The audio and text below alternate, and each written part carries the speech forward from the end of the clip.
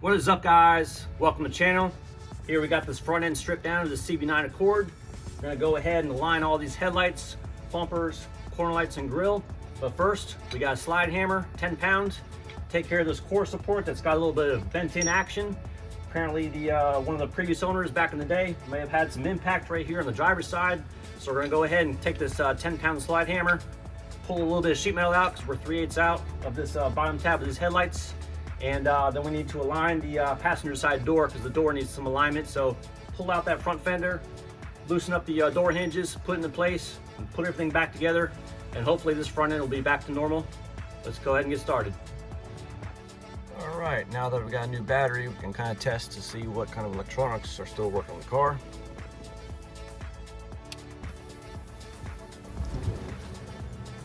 How about that? Got the aerial antenna working. Just need to do some adjustment on that.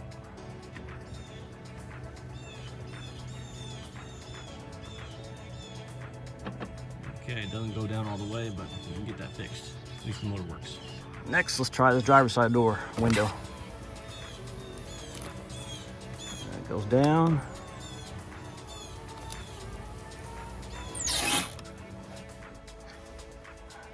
Passenger window.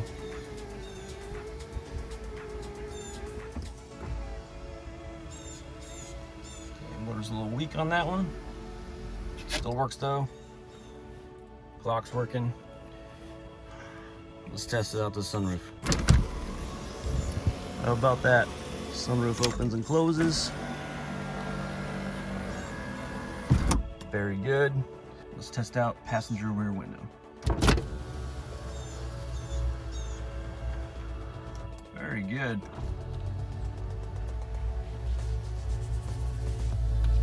And last but not least, driver's side rear window.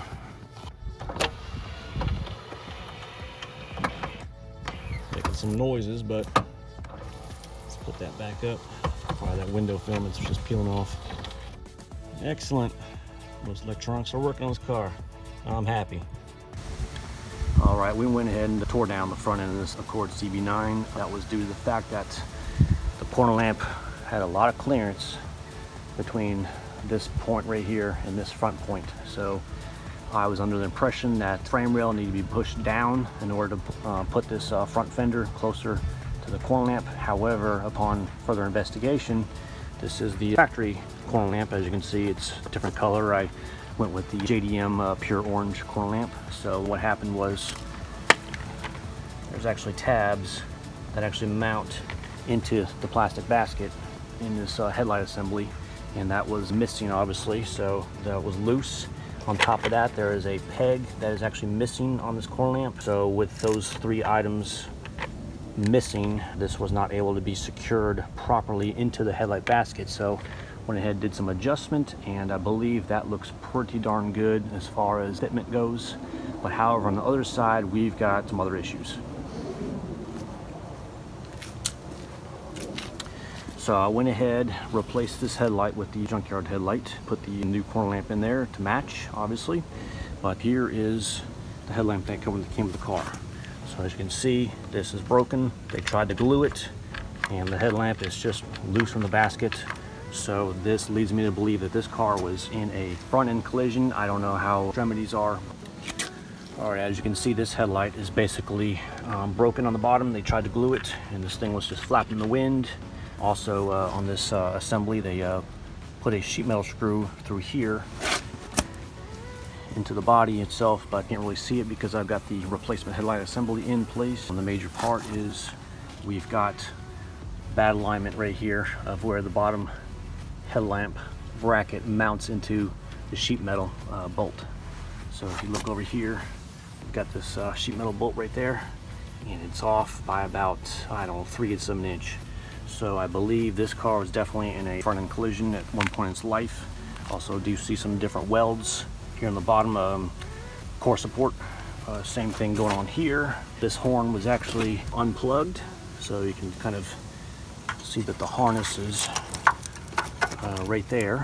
So that's the second horn right there. So this car was definitely involved in a front end collision at one point in its life. So what I think what to do is sort of fix this is I need to put a plate behind here or actually bolt on the cross member section. So it mounts in 3 points right here, and I need to connect a come along or some type of pneumatic or hydraulic puller.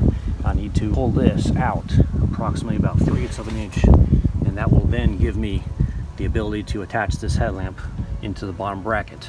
I was able to get this bracket in, but however this one towards the inner, closest to the grill, is not going to work. So that's what's going on over here. We got another item here. Looks like they did a clean cut on this inner fender. So this is an item we got at the junkyard. So looks like the previous guys went ahead and just cut this clean off. We got a replacement, so we'll get that cleaned up and reinstalled. So we're just going to go ahead and rebuild this car the correct way instead of doing shortcuts, because we just don't do that here. Another important item that I found upon evidence of previous collision work is this bumper bracket. So basically this bumper bracket mounts right here, right below the fender. That holds the bumper into place. However, you can see that sheet metal screw, that is definitely not OEM. So the previous guys went ahead and just drove that sheet metal screw in there, and basically just to secure it in place. That's not the right way to do it. As you can see with Honda, they got a plastic ring that it slides over, and that's basically, you know, how this goes. As you can see with that screw sticking out, that is not how it's supposed to be. Here's the other side. As you can see, they put 2 sheet metal screws in here. So we are going to go ahead and replace this bumper bracket here and put the correct screws in there to hold the bumper in place. We're not going to shortcut this car, so we're going to do this the right way. But that is just not how to do things. That's a lot of shortcut methods right there, but we'll get this fixed. Let me go ahead and give you a side-by-side comparison of these corner lamps. As you can see, these 2 tabs are broken off. This mounting tab is broken off as well. This is the driver's side. As you can see, the tab is still intact, and these 2 pins are still intact. This is obviously broken off, and as well as that. So basically that was causing the alignment inside the headlight basket to be way off from the fender gaps. These are the stock corner lamps. These don't look as good as the aftermarket pure orange, so pure orange lens instead of the half orange and half clear. I remember back in the day, all clear lens, that was all the hype, but now the whole quote JDM trend these days is all going towards, you know, the pure orange. So we'll go ahead and give that a try in our car and see how the end result happens.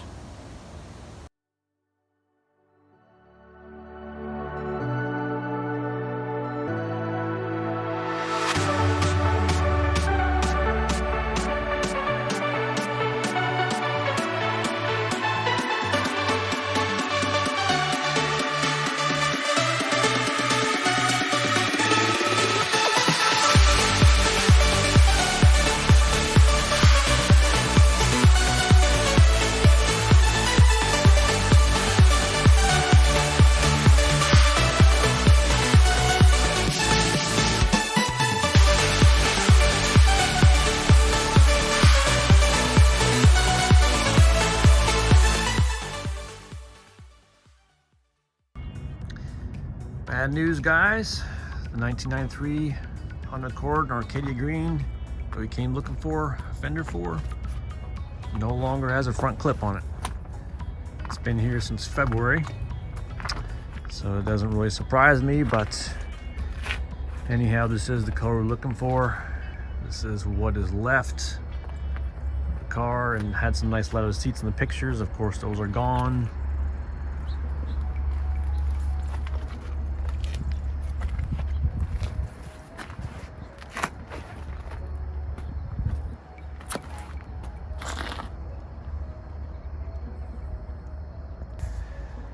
2005 Honda Odyssey. Why are we looking at this van? Well, there is a simple little upgrade that you can do on the CB9 wagons that people have been doing, and that is the rear wiper replacement.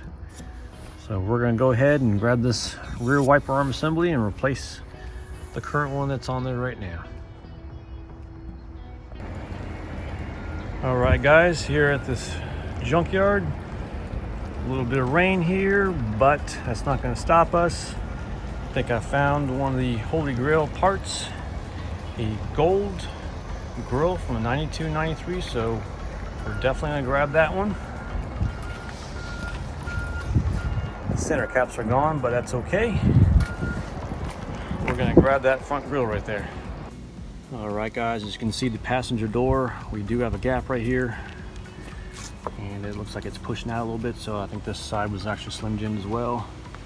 But if you look, it's about 1/8 inch. It needs to be raised up on this back corner. And if you look at the gaps down here where it butts up to the fender, you've got a wider gap on the top as opposed to a more narrow gap on the bottom. So what I need to do is remove this fender right here, loosen up the hinge screws, see if I can put a floor jack with a 2x4 supporting the door while I unbolt or loosen the bolts on the hinges, and see if I can adjust this door to go up. When I can get a battery for this car somewhat soon, I can roll the window down and try and rebend this door frame, because you can see this door frame is sticking out a little bit, so we need to get that addressed as well.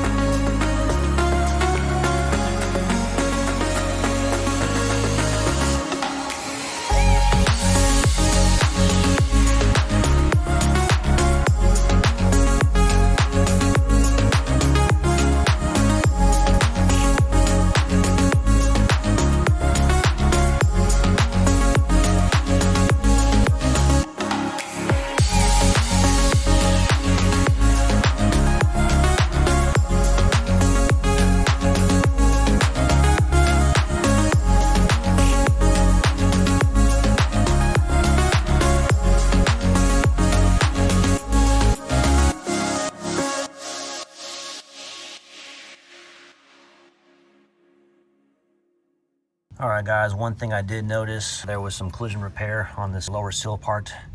As you can see, these sharp points, this is basically evidence of drill outs of the factory spot welds.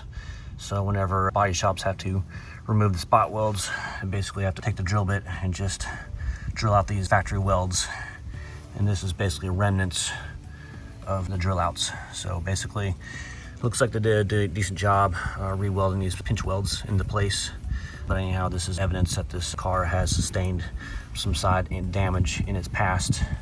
But it looks like it's been repaired pretty well. It's been repainted. We're gonna go ahead and put this side sill back on here and seal things up. And this door is now aligned, so we are good to go on that regards. So let's go ahead and get this side sill piece put back into place here.